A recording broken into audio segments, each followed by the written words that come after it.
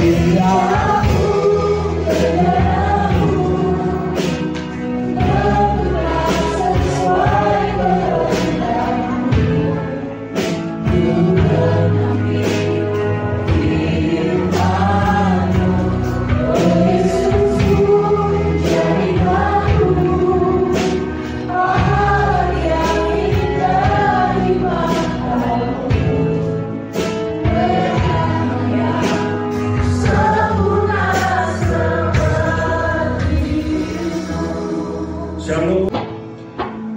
yang menjadi kerinduan kami ya Tuhan. Kau terus membentuk kami, memproses hidup kami seperti bejana, dan kami boleh kedapatan indah di mata Tuhan.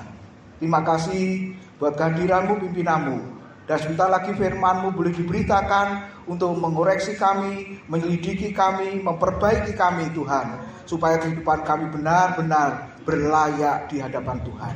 Terima kasih Tuhan, persiapkan firman-Mu pada hari ini, pakai hamba-Mu menjadi salam berkat, dan setiap jemaat boleh menerima dengan penuh sukacita.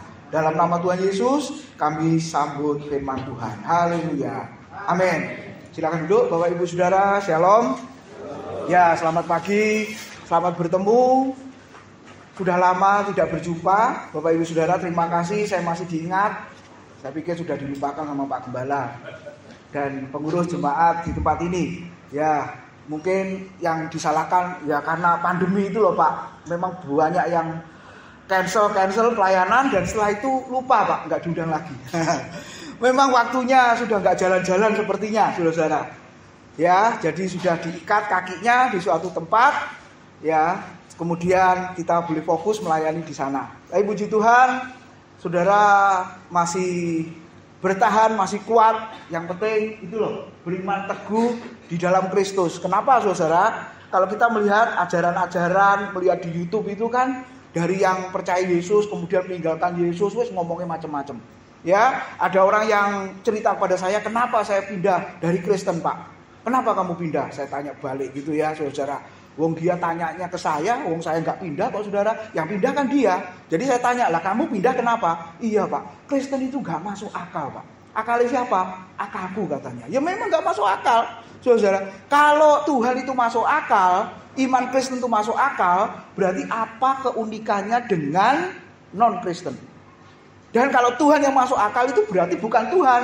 Yang jadi Tuhan adalah akalmu. Tapi bahasanya Alkitab apa Bapak Ibu? Dan damai sejahtera Allah yang melampaui segala akal akan memelihara hati dan pikiranmu di dalam Tuhan Yesus Kristus. Jadi iman Kristen, Tuhan Yesus Kristus, Allah Tritunggal, keselamatan segala macam itu melampaui akal Bapak Ibu. Nah, ini satu-satunya keunikan yang dimiliki oleh iman Kristen. Nah, pada pagi hari ini kita akan merenungkan firman Tuhan dengan tema yang sudah diberikan Bapak Ibu. Wah, baru kali ini saya dikasih tema saudara. Temanya berat loh. Kenapa? Karena ini di kelas, ini perdebatan Bapak Ibu. Gitu ya saudara ya. Nah, judulnya adalah, baca sama-sama 2-3. Tetap kerjakan keselamatanmu dengan takut dan gentar. Ayo kita baca dulu ayatnya, Filipi 2 ayat 12 sampai dengan ayat yang ke-18. Satu perikop itu Bapak Ibu sesuai dengan judul di perikopnya ya. Filipi 2 ayat 12 sampai dengan ayat yang ke-18 yang berbunyi demikian. Hei saudara-saudaraku yang kekasih, sama-sama kamu senantiasa taat. Karena itu, tetaplah kerjakan keselamatanmu dengan takut dan gentar, bukan saja seperti waktu aku masih hadir, tetapi terlebih pula sekarang waktu aku tidak hadir. Karena Allah lah yang mengerjakan di dalam kamu, baik kemauan maupun pekerjaan menurut kerelaannya. Lakukanlah segala sesuatu dengan tidak bersungut-sungut dan berbantah-bantahan, supaya kamu tiada beraib dan tiada bernoda sebagai anak-anak Allah yang tidak bercela di tengah-tengah angkatan yang bengkok hatinya dan yang sesat ini, sehingga kamu bercahaya di antara mereka seperti bintang-bintang di dunia, sambil berpegang pada firman kehidupan, agar aku dapat bermegah pada hari Kristus, bahwa aku tidak percuma berlomba dan tidak percuma bersusah-susah, tetapi sekalipun darahku dicurahkan pada korban dan ibadah imanmu, Aku bersukacita dan aku bersukacita dengan kamu sekalian. Dan kamu juga harus bersukacita demikian, bersukacitalah dengan aku. Amin. Bapak Ibu Saudara, kalau kita melihat ayat-ayat ini, Paulus memerintahkan supaya tetap mengerjakan keselamatan. Ya, slide-nya boleh dikeluarkan. Pertanyaannya, mengapa saudara harus mengerjakan keselamatan? Menurut saudara gimana? Mengapa saudara harus mengerjakan keselamatan? Nah, ini kalau tidak belajar dengan baik, Bapak Ibu, langsung pikirannya apa? Biasanya apa jawabannya? Bahkan mahasiswa saya juga, kalau saya tanya ini, sebulan ini saya ngajar tentang menafsir hermeneutika, Bapak Ibu, ketika saya tanya juga jawabannya apa, saudara? Kenapa saya dan saudara harus mengerjakan keselamatan? Nah, itu kan jawabannya. Ya, betul? Kelihatan enggak? Kalau tidak dikerjakan, keselamatannya bisa hilang. Ada yang setuju? Oh, enggak ada. Atau yang kedua, Pak, kalau aku mengerjakan keselamatan, maka aku tetap selamat. Enggak hilang keselamatanku. Jadi ada dua ya. Apakah keselamatan bisa hilang? Apakah keselamatan tidak bisa hilang? Bapak Ibu pilih yang mana? Loh, saya tanya loh ini saudara. Yang mana? Bisa hilang? Bisa hilang ya? Siapa yang setuju tidak bisa hilang? Enggak ada? Ya, Bapak Ibu lihat ya. Nah, pertanyaannya adalah, apakah Paulus itu membahas keselamatan atau hidup kekal? Jawabannya enggak, Bapak Ibu. Tetapi bicara apa ini sebenarnya? Tanggung jawab hidup orang Kristen. Tanggung jawab hidup orang percaya, Bapak Ibu Saudara. Nah, memang ada sinode gereja, enggak saya sebut ya, Saudara, di pengakuan imannya, Saudara, ketika dia terbitkan Alkitab ya, di halaman cover lalu di dalamnya ya, Saudara, itu ada pengakuan imannya yang bunyinya seperti ini. Keselamatan harus dikerjakan, sebab kalau nggak dikerjakan, keselamatannya hilang. Saya senyum, saya tertawa. Iki ngerti Alkitab apa enggak ini saudara? Maksudnya apa? Bapak Ibu Saudara. Nah, mari kita lihat. Ternyata Paulus benar-benar tidak membahas tentang keselamatan, tidak membahas tentang hidup kekal. Kalau Bapak Ibu belajar di Alkitab, yang hilang itu sebenarnya apanya? Yang hilang itu siapa, saudara? Siapa yang hilang? Loh, kok bingung saudara? Lukas 15 itu ada 3 perumpamaan, betul? Ya, perikop yang pertama yang hilang apa? Kalau saudara baca Alkitab, gembala punya 100 ekor domba, hilang 1. Terus gembalanya, Alkitab mengatakan apa? Tinggalkan yang 99 ekor di padang gurun, kemudian dia mencari 1 yang terhilang. Bapak Ibu, kalau yang 1 itu nakal, kurus, cacat, buat masalah terus, dicari apa enggak? Tapi kalau kaya, support gereja, orangnya baik, setia, hilang, dicari apa enggak? Hah? Dicari ya. Tapi tadi yang kurus, sakit-sakitan, troublemaker, nanduk-nanduk, dicari apa enggak? Wah, kalau saya enggak, biarin dimakan serigala, saudara-saudara. Enggak ya, saudara-saudara. Tetap dicari karena Alkitab tidak mengatakan kamu harus pilih domba yang tersesat itu. Kalau dia baik-baik, gemuk, cari. Oh enggak, saudara-saudara. Memang ini domba nakal ini. Kalau sudah lihat gambar-gambar itu gembala sampai bersusah payah, ambil 1 yang dilingkupi dengan jurang-jurang. Betul ya? Gambarannya begitu. Nah, Bapak Ibu, 100 ekor domba, hilang 1, dicari. Yang hilang apa? Domba. Lalu perumpamaan yang kedua, ibu punya 10 dirham, hilang 1, dicari enggak? Dicari. Jadi yang hilang apanya? Dirhamnya. Kemudian ayat berikutnya, anak terhilang, si bungsu, si sulung, ada 2 anak, Bapak Ibu. Yang hilang yang mana? Si bungsu. Dicari sama bapaknya? Enggak. Loh kok aneh ya? Kalau domba hilang 1 dicari, dirham hilang 1 dicari, tapi anak terhilang kok nggak dicari? Saudara pernah merenungkan enggak? Ini ada yang aneh nggak ini saudara? Walaupun secara action tindakan Bapak tidak mencari, tetapi Alkitab mengatakan apa? Bapaknya rindu Bahkan setiap hari keluar ke pintu depan berharap anaknya pulang. Jadi sama kan, sama-sama mencari kan. Kalau domba dibatin bisa balik enggak?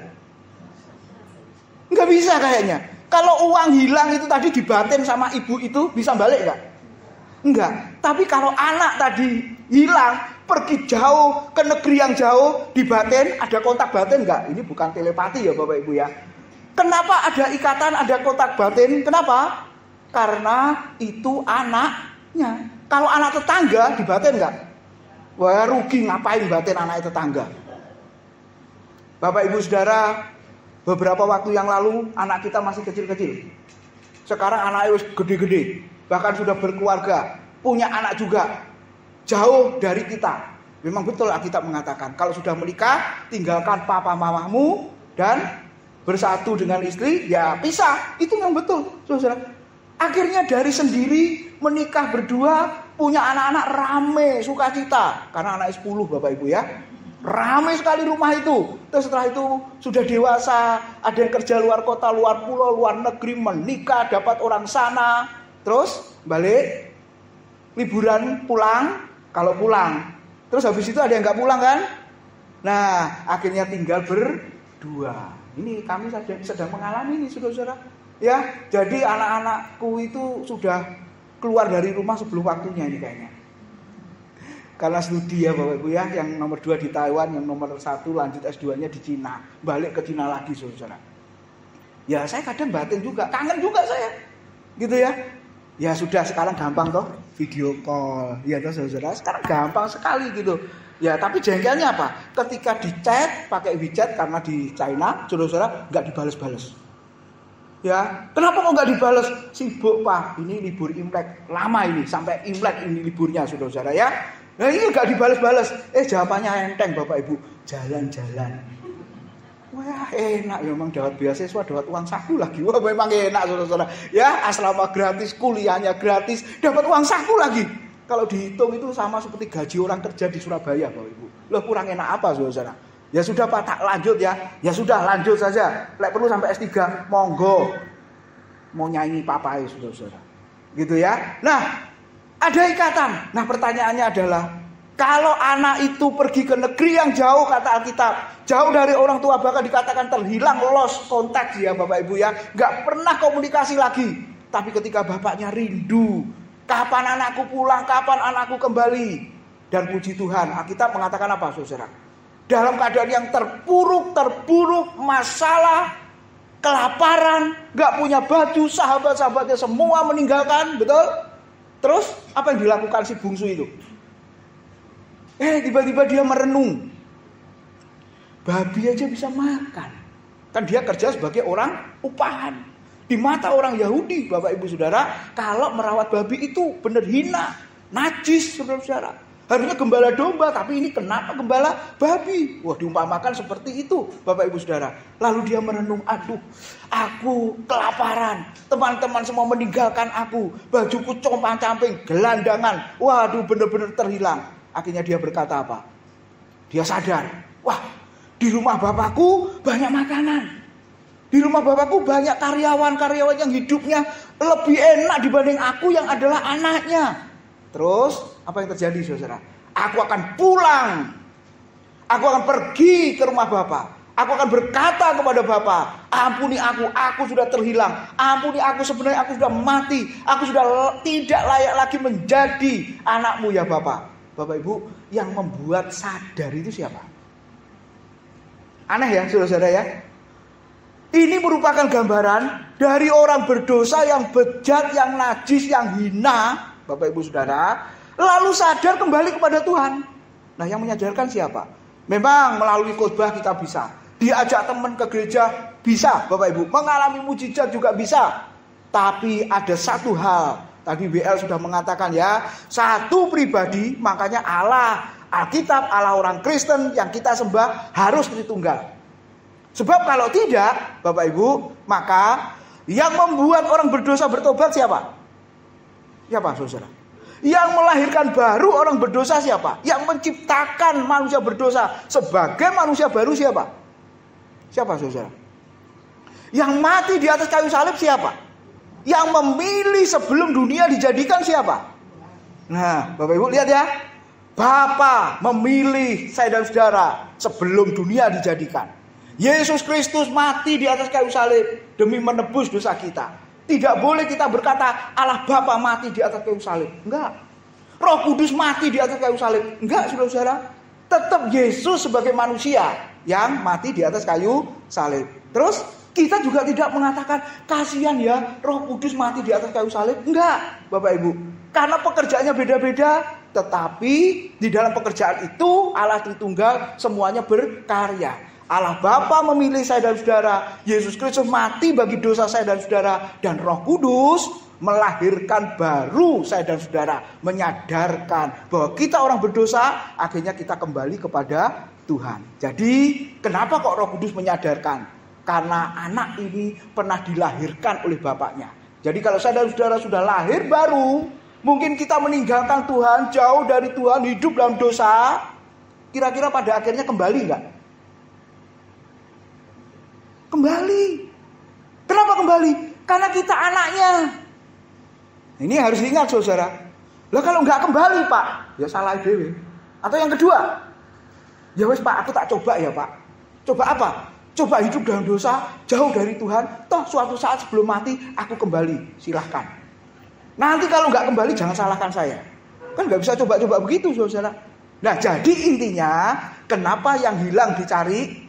Karena yang hilang adalah miliknya. 100 ekor domba hilang satu. Kenapa dicari? Di situ dikatakan, gembala mempunyai 100 ekor domba, hilang satu. Jadi kenapa yang hilang itu dicari? Karena yang hilang adalah milik Bapa. Saya dan saudara dulu terhilang. Ternyata saya dan saudara adalah milik Bapa. Dan akhirnya kita kembali kepada Tuhan. Nah, itu kalau mau bicara tentang keselamatan. Tapi hari ini kita tidak melihat keselamatan itu. Coba bandingkan Filipi 2 ayat 19 mengatakan apa? Sama-sama. Karena aku tahu bahwa kesudahan semuanya ini ialah keselamatanku oleh doamu dan pertolongan Roh Yesus Kristus. Paulus berharap supaya jemaat Filipi mendoakan. Mendoakan apa? Supaya Paulus dapat keselamatan. Nah, ini keselamatan apa ini, saudara? Keselamatan apa kira-kira? Keselamatan hidup kekal? Enggak. Waktu Paulus menulis surat di Filipi, Paulus ada di mana, Bapak Ibu? Iya, di penjara. Ada surat kiriman yang dia tulis di dalam penjara. Ada beberapa ya, Filipi, Efesus, Kolose, 1, 2 Timotius, Titus. Ya, itu surat yang ditulis waktu Paulus ada di dalam penjara. Jadi Paulus itu berharap supaya jemaat mendoakan dan Paulus memperoleh keselamatan. Artinya apa? Paulus bebas dari penjara. Tapi kenyataannya doanya Paulus, doanya jemaat dikabulkan Tuhan enggak? Enggak, saudara. Paulus berharap, ayo jemaat bantu dalam doa. Seringkali kan kita ngomongnya gitu kan. Ayo jemaat bantu dalam doa. Ini. Ada yang dikabulkan, tapi ada juga yang tidak dikabulkan. Enggak dikabulkan, apakah salah di hadapan Tuhan? Kurang iman, kurang doa, kurang puasa. Enggak, Bapak Ibu. Jemaat Filipi berdoa supaya Paulus bebas dari penjara, bebas dari hukuman mati. Paulus itu matinya diapain, saudara-saudara? Dipenggal kepalanya oleh Kaisar Nero. Wah, ini hukuman yang sangat keji loh, Bapak Ibu. Orang Kristen, murid Tuhan, bahkan para rasul, para nabi dalam perjanjian lama, hidupnya seperti itu. Di dalam pelayanan yang sungguh-sungguh, matinya mengenaskan, Bapak Ibu Saudara. Paulus berharap, Paulus berdoa, supaya doamu itu dikabulkan, dan aku mau peroleh keselamatan. Supaya aku bebas dari penjara, bebas dari kematian yang mengerikan, dengan dipenggal kepalanya. Tapi dikabulkan oleh Tuhan? Enggak. Nah, jadi lihat ya, arti keselamatan bukan soal surga, enggak Bapak Ibu, tapi kehidupan yang sekarang. Coba slide berikutnya. Ternyata surat Filipi ini membahas apa, saudara-saudara? Setelah saya dan saudara diselamatkan. Nah, ini yang penting. Ya, setelah saya dan saudara sudah diselamatkan, sama-sama kita baca yang hitam, kita dipanggil untuk melakukan ketaatan. Sekali lagi, setelah saya dan saudara diselamatkan, kita dipanggil untuk melakukan ketaatan. Makanya tadi dikatakan apa? Tetaplah kerjakan keselamatanmu dengan takut dan gentar. Sebelumnya, saudara-saudara, biarlah kamu senantiasa taat. Ayat 12 ya, bagian awal. Selalu taat. Setelah itu kerjakan keselamatanmu dengan takut dan gentar. Saudara-saudara, keselamatan bukan sekedar urusan mati masuk surga. Ya, itu sudah dijamin oleh Tuhan. Tetapi dikatakan apa? Tentang ketaatan terhadap firman Tuhan setelah kita mendapatkan keselamatan. Dengan kata lain, hidup sekarang. Menghidupi keselamatan itu. Bahasa sederhananya begitu ya, Bapak Ibu. Menghidupi keselamatan itu. Tinggal di dalam keselamatan itu. Lalu bentuknya apa? Bagaimana bentuk ketaatan kita? Coba slide berikutnya. Yang pertama, Paulus mengatakan ayat 12 tadi.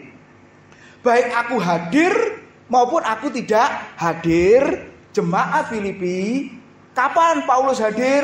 Ketika dia tatap muka onsite seperti kita. Kapan dia tidak hadir? Ketika dia ada di dalam perjalanan misi. Ketika dia ada di dalam penjara. Tidak hadir kan? Maka jemaat Filipi harus tetap taat dengan mengerjakan keselamatan dengan takut dan gentar. Bapak Ibu, contoh yang sederhana saja. Coba slide berikutnya. Ketaatan sejati memang tidak bergantung pada ada atau tidaknya Paulus yang mengawasi, yang melihat jemaat. Bahasa sederhananya begini. Ada Pak Gembala atau tidak, jemaat tetap setia beribadah. Amin. Loh, ini ada orang apa enggak ini? Nah, ngono lho Pak, nyenengne aku kok gak iso ya Pak. Umumnya apa saudara? Hore Pak Gembala, umroh ke Israel maksudnya. Lama 2 minggu. Hore, gitu ya saudara ya. Jadi mau gak datang, gak ada yang tahu. Padahal ada CCTV Bapak Ibu. Ya loh, padahal bisa dilihat dimanapun Bapak Ibu Saudara. Orang kerja, hore, bos lagi di luar negeri 3 bulan. Terus yang dikerjain apa? Main-main, gak ada bos kok. Tapi coba sebaliknya kalau bos atau pimpinannya ada di satu ruangan. Ya, karyawan ini sungguh-sungguh kerja apa kerja sungguh-sungguh? Sungguh-sungguh kerja apa kerja sungguh-sungguh? Sama ya? Iya, kenapa? Ada bos. Mahasiswa, ada dosennya sama nggak ada dosennya. Beda nggak? Kalau zaman saya dulu nggak ada gurunya, ribut kayak pasar ayam. Betul? Bahkan meja pun jadi kursi, saudara. Dia naik-naik meja, duduk di meja, betul? Itu zaman saya dulu ya, Pak Indra ya. Ingat Pak. Iya, loh, saudara, ribut. Tapi waktu gurunya masuk, langsung lari cari tempat duduknya. Betul, saudara? Nah, jadi nggak ada gurunya bebas, nggak ada gurunya seenaknya. Tapi ketika gurunya datang, langsung kembali ke tanggung jawabnya. Bapak, Ibu, Saudara. Kalau sekarang, ada gurunya, nggak ada gurunya, tetap sunyi senyap. Kenapa, saudara? Iya, itu bedanya. Benar. Suatu saat saya mengajar di universitas, saya agak terlambat. Karena kena macet. Kapan waktu itu dan tol pun juga macet Bapak Ibu Saudara. Saya ngajar di Surabaya Barat ya. Ketika saya masuk, saya terlambat 20 menit. Loh, kok gak ribut ya? Ternyata mahasiswa itu HP-an semua, laptop ya, buka apa, main game dan lain sebagainya. Sunyi senyap. Nah itu beda anak zaman dulu dengan zaman sekarang. Tapi pertanyaannya konsentrasinya kemana? Perhatiannya kemana? Ya sama aja tuh Bapak Ibu. Tidak di mata kuliah kan? Nah hati-hati Bapak Ibu. Seringkali kita melayani pun juga tergantung apa sebenarnya? Dilihat orang apa tidak. Dan akibatnya apa? Kita nanti dipuji apa tidak. Nah itu godaannya Bapak Ibu. Seringkali kan kita masih begitu kan? Contoh lagi. Kemarin kita sudah Natalan ya.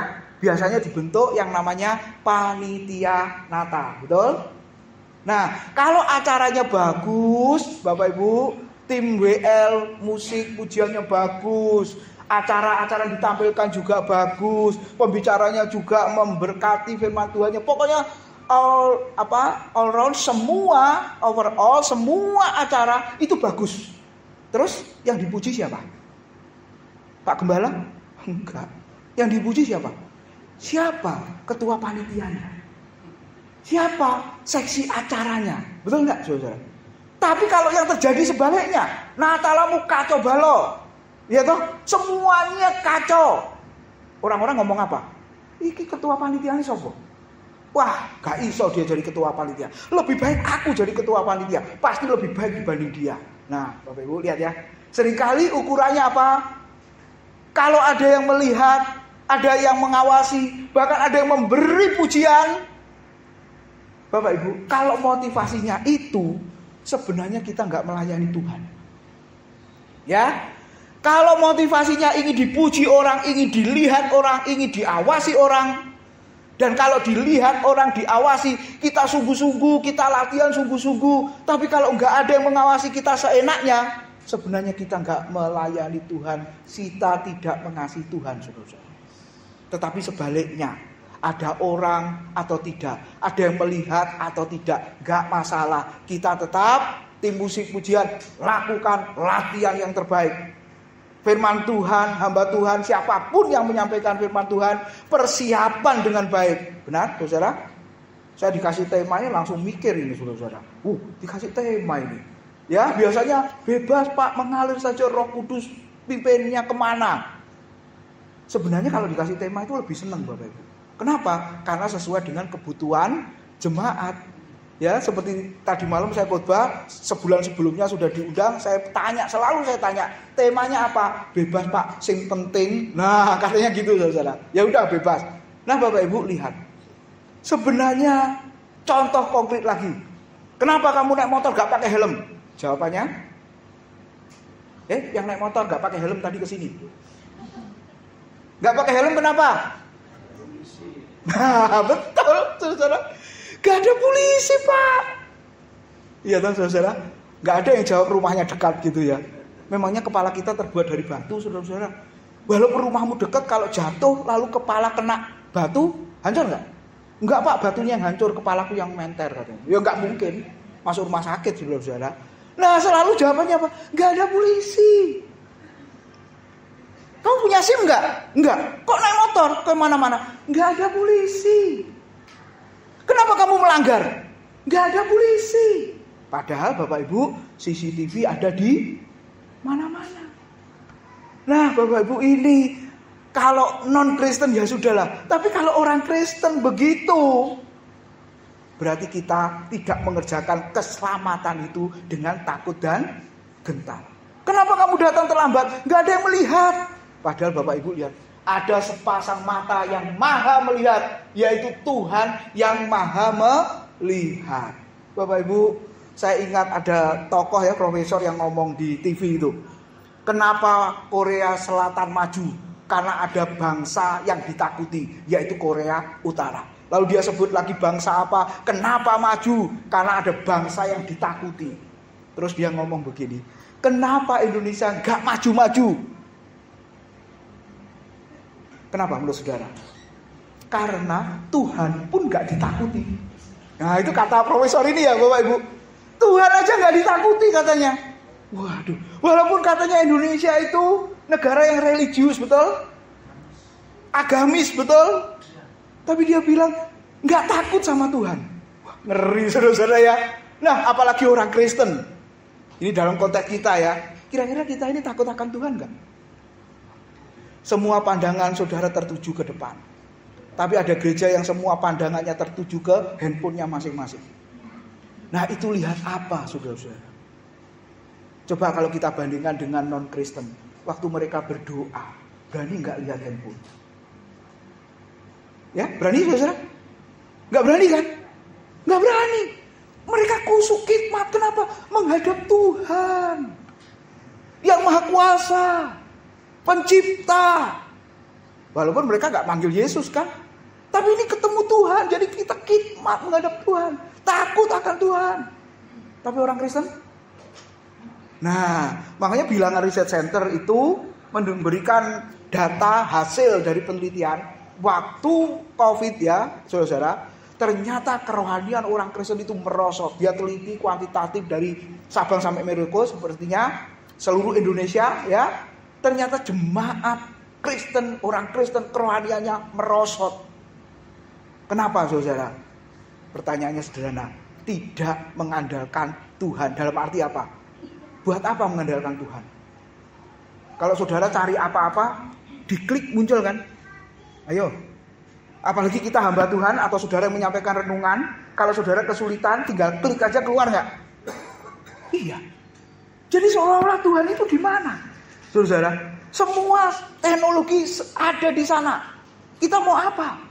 Bahkan ada rekan yang berkata, tetap duit itu yang kuasa, Pak. Kalau punya duit itu enak lah, Pak. Bisa pergi ke sana kemari dan lain sebagainya. Jadi Tuhan, nanti ajalah ketika nggak punya duit. Ketika di rumah sakit nggak bisa bayar, akhirnya dipulangkan. Nggak bisa beli obat, sudah nggak bisa apa-apa, baru ingat Tuhan, Pak. Coba lihat, saudara. Orang yang seperti ini diapak nih, lebih baik supaya bertobat. Menurut saudara, diapak nih. Selentik, kena stroke, baru kapok, saudara.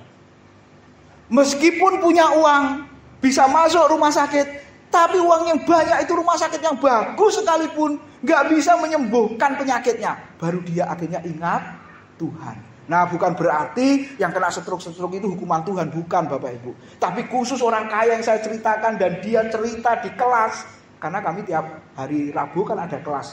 Ini rata-rata bos-bos yang belajar, saudara, via online. Jadi ada yang ngaku begitu, saudara. Nah, sebelum Tuhan marah, Tuhan murka, Bapak Ibu Saudara, maka alinea berikutnya dikatakan apa? Saya dan saudara sebagai garam dan terang harus menunjukkan integritas kita, dan itu dilatih dari sejak tidak ada orang yang melihatnya. Prinsipnya sederhana. Walaupun orang gak melihat aku melayani, aku melakukan yang terbaik sekalipun, walaupun gak dipuji oleh manusia, tapi ingat, ada sepasang mata yang mengawasi kita, yang melihat kita, dan Tuhan itu yang memperhitungkan kita. Sekarang yang kedua, Bapak Ibu. Apa artinya? Dalam bentuk apa kita mengerjakan keselamatan dengan takut dan gentar? Ayat 13 tadi dikatakan, Allah turut mengerjakan kemauan dan pekerjaan menurut kerelaannya. Yang kedua, di dalam menjalani kehidupan kita, maka saya dan saudara harus bersandar kepada yang namanya kekuatan Tuhan. Bapak Ibu, apa toh yang kita banggakan? Apa yang kita istilahnya andalkan untuk jadi kekuatan kita? Uang kita suatu saat bisa habis, bisa. Materi kita suatu saat bisa habis. Bapak Ibu Saudara, ada jemaat ya yang kalau menurut saya itu waduh babak belur, saudara. Ya, dimulai dari Covid itu sampai sekarang pulihnya itu susah. Ya, dia punya anak-anak juga, rumah juga mau dialihkan karena nggak punya duit, ya segala macam, pokoknya hancur-hancuran, habis-habisan. Bisnisnya, lalu anaknya juga bermasalah, ya Bapak Ibu Saudara. Artinya bermasalah di sini adalah hampir tidak naik kelas. Pokoknya setiap tahun itu harusnya nggak naik kelas gitu loh, Bapak Ibu. Ya, nggak tahu anak ini gejala apa gitu. Akhirnya nggak bisa ngapa-ngapain. Ya, toh. Terus yang ketiga, pinter memang, tapi ambil sekolahnya yang biayanya mahal. Nah, papa-mamanya juga nggak punya duit. Tapi akhirnya, nah dia berkata apa? Ada pertolongan Tuhan walaupun sedikit, ada pertolongan Tuhan walaupun kecil. Itu bahasanya Elia apa? Mau hujan besar, tapi masih ada awan segenggam saja, mendung sedikit saja, dan itu menyebabkan hujan yang sangat deras. Nah, itu harapannya Bapak Ibu. Jadi walaupun belum pulih, dia berkata apa? Tuhan yang memberi kekuatan. Tetap teguh di dalam Kristus, tetap kuat di dalam melayani Tuhan. Memang ketika sangat buruk dan tidak sanggup, suami istri berkata, Pak, aku jangan pelayanan dulu ya. Memang dia juga pelayan Tuhan, Bapak Ibu Saudara. Oke, jangan pelayanan dulu ya. Ya, boleh. Sampai kapan? Karena di tempat kami itu semua jemaat rata-rata melayani, Bapak Ibu. Melayani apa? Sampaikan renungan video ya, YouTube publish. Tapi sebelumnya masuk ke saya cek dulu. Kalau salah kan bahaya, saudara-saudara ya. Oh, oke. Bacaan setiap hari itu materinya. Dapat berkat apa? Sampaikan renungan paling lama 5 menit. Saya ngomong gitu ya. Suatu saat dia off. Ya, sudah Pak, karena masalahku berat. Oke, 1 bulan sudah berlalu. Lalu saya tanya, ayo kembali melayani Tuhan lagi. Enggak sih loh Pak. Duh, sampai kapan? Langsung dia berkata, sampai masalahku selesai. Saya mau tanya kepada Bapak Ibu Saudara, masalah kita ini selesainya kapan? Saya mau tanya. Wah, pengkhotbah dibaca ya, di dunia orang mati selesailah segala perkara. Jadi kalau Bapak Ibu hidup masalahmu ingin selesai, tempatnya di Babat Jerawan, Keputih, apa Kembang Kuning, saudara-saudara. Mau? Duh, kok nggak mau? Semuanya nanti kesana loh kita. Nah, Tuhan beri kesempatan hidup hari-hari ini, walaupun berat, akhirnya dia sadar, akhirnya dia kembali, walaupun belum pulih seluruhnya, tapi Tuhan beri kekuatan, Tuhan beri kekuatan, Tuhan beri kekuatan. Anugerahnya memampukan untuk menjalani hari-hari yang sulit, yang berat sekalipun. Mungkin pagi ini Bapak Ibu juga mengalami hal yang sama seperti yang saya ceritakan tadi ya. Bapak Ibu, yang kedua harus diingat, ternyata Tuhan yang mengerjakan, Tuhan yang beri kekuatan. Anugerah Tuhan kita butuhkan, bukan hanya waktu kita orang berdosa, perlu pengampunan, betul Bapak Ibu, kita diampuni dosa kita karena anugerah Tuhan. Tapi dalam kehidupan sehari-hari pun kita perlu yang namanya anugerah Tuhan. Kita perlu kekuatan penghiburan dari Roh Kudus setiap saat, setiap waktu untuk menjalani hari-hari kita. Sebenarnya kekuatan Tuhanlah yang slide berikutnya bekerja di dalam kita sesudah kita diselamatkan. Agar apa? Kita dapat melakukan pekerjaan baik yang Allah siapkan. Untuk membangun ketaatan kepada Tuhan dalam perbuatan baik kita, perhatikan, kekuatan sendiri tidak akan pernah cukup. Bahkan kalau mengandalkan kekuatan, tujuannya apa sih? Dipuji orang, saudara. Tapi kalau mengandalkan kekuatan Tuhan, mau dipuji apa tidak, nggak urusan. Kenapa? Karena Tuhan yang memberi penilaian. Sekarang yang ketiga, yang terakhir, Bapak Ibu. Nah, ini yang penting ya. Ternyata ketika saudara-saudara melakukan segala sesuatu tanpa persungutan dan perbantahan, berarti saudara-saudara sudah mengerjakan keselamatan dengan takut dan gentar. Jika ketaatan kita lakukan disertai dengan apa? Ucapan syukur, maka akan lebih ringan untuk dilakukan.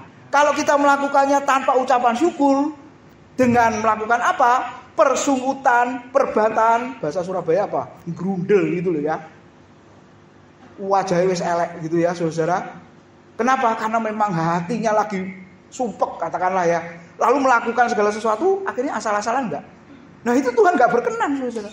Orang Kristen yang seperti itu, berarti dia tidak mengerjakan keselamatan dengan takut dan gentar. Saya mengatakan pada mahasiswa saya, kalau engkau mengerjakan tugas dengan baik, ya, berarti engkau sudah mengerjakan keselamatan dengan takut dan gentar. Bekerja dengan baik walaupun gak ada yang melihat, ada Tuhan yang melihat, kita sudah mengerjakan keselamatan dengan takut dan gentar. Hari keberapa saya sempat marah, kuliah online kok telat. Telatnya setengah jam lagi. Kalau onsite telat gak apa-apa, ban gembos atau apa ya. Tapi ini online telat. Saya marah, saudara. Ketika engkau telat, engkau tidak mengerjakan keselamatan dengan takut dan gentar. Bertobatlah, saya bilang. Saudara, ini kan gembala-gembala. Kalau jemaatmu telat gimana? Ya ngamuk aku, Pak. Sama, kalau saudara di kelas, saya ngamuk sopo. Enggak ada yang ngamuk, Pak. Enak aja, dosennya yang ngamuk, saudara. Iya toh? Sudah siap. Belum ada, saudara-saudara. Ini gimana sih? Nah, sejak itu mereka sadar, iya Pak ya. Kita nggak boleh telat. Iya. Karena kita mengerjakan keselamatan dengan takut dan gentar. Saudara-saudara, bagian selanjutnya dikatakan apa? Kenapa kita tidak boleh melakukan dengan persekutuan, dengan perbantahan, Bapak Ibu? Karena kita memang diberi kekuatan Tuhan yang berikutnya apa? Kita memang hidup di tengah-tengah dunia yang bengkok hatinya dan yang sesat tadi kata Alkitab. Tetapi Tuhan meminta kita untuk terus memancarkan cahaya dan menjadi berkat sebagai anak-anak terang. Tadi gambarannya kita seperti apa tadi? Orang percaya gambarannya seperti apa? Selain garam dan terang dunia, di bahasa di Filipi, bahasanya apa tadi? Kita diletakkan Tuhan di kegelapan dunia. Kita diletakkan Tuhan sekarang di tengah angkatan yang jahat dan yang bengkok hatinya. Sekarang kejahatan di media sosial, coba lihat Bapak Ibu. Ya, Facebook siapa dihack, saya masih ingat.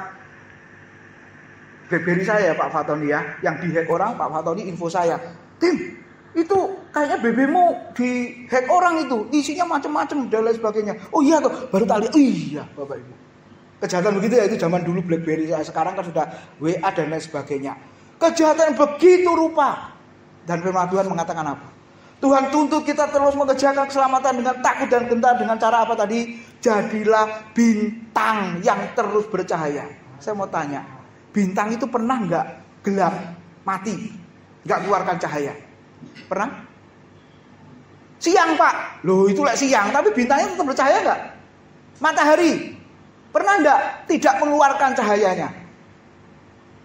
Matahari termasuk bintang Bapak Ibu, ya, bulan termasuk bintang. Pernah nggak mengeluarkan cahayanya? Dia ngambek sama orang di dunia ini. Sudah 1 hari mati mataharinya, nggak bersinar. Pernah ada nggak? Enggak. Saudara mungkin mengalami kegelapan karena mendung, tapi di tempat yang lain terang. Nah, Bapak Ibu, gambaran yang Tuhan berikan kepada orang percaya adalah kamu garam, kamu terang dunia. Terangnya di situ adalah seperti bintang. Jadi saudara dimanapun berada harus tetap bercahaya. Lalu slide terakhir. Setelah saya dan saudara diselamatkan, apa yang harus kulakukan? Sederhananya apa saudara? Datang nggak boleh terlambat. Makanya saya diundang dimanapun, saya berusaha tidak terlambat. Kenapa? Karena saya memberi contoh pada jemaat. Kalau jemaat mengatakan, aku boleh terlambat Pak. Kenapa boleh? Pembicaraan ini telat. Loh, kan gak enak saudara-saudara. Di gereja pun 1 jam sebelumnya saya sudah hadir Bapak Ibu Saudara. Memberi teladan. Gitu ya. Terus apalagi yang sederhana yang Bapak Ibu boleh lakukan? Ya, pelayanan, apapun persiapan, pokoknya ingat, walaupun gak ada yang melihat, walaupun gak ada yang mengawasi, ada sepasang mata yang mengawasi kita. Nah, kiranya firman Tuhan hari ini, setelah saya dan saudara diselamatkan, kita harus lakukan yang terbaik, karena kita melihat semua yang kita lakukan adalah untuk Tuhan. Amin. Tuhan memberkati, mari kita berdoa ya. Kami bersyukur buat kebenaran firman-Mu yang mengingatkan setiap kami bahwa kami adalah orang-orang yang sudah diselamatkan, dan biarlah kami terus taat, setia, melakukan apa yang Tuhan perintahkan, yang terbaik. Walaupun tidak dilihat oleh orang, tapi ada sepasang mata yang melihat kami, dan Engkau yang memuji kami, Engkau yang memberi penilaian kepada setiap apa yang kami lakukan. Terima kasih Tuhan, berkati seluruh jemaat. Dalam nama Tuhan Yesus kami sudah berdoa. Amin.